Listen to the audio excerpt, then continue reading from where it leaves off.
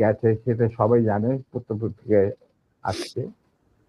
তারপর তোমার আমরা একটা করদ রাজ্যে পরিণত হয়ে গেলাম।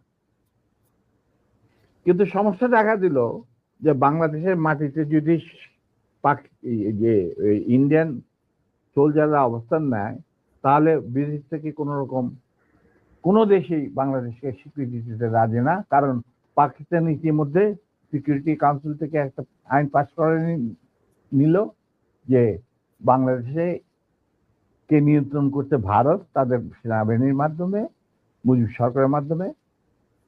অতএব এটা একটা ডিসপিউটেড টেরিটরি, এটা একটা স্বাধীন দেশ নয়। তাই আপনারা স্বাধীন কিভাবে রিকগনাইজ করবেন মুজিবের সরকারকে? এরপর এই এই অবস্থায় ইন্দিরা গান্ধী পড়ল মুসিবত।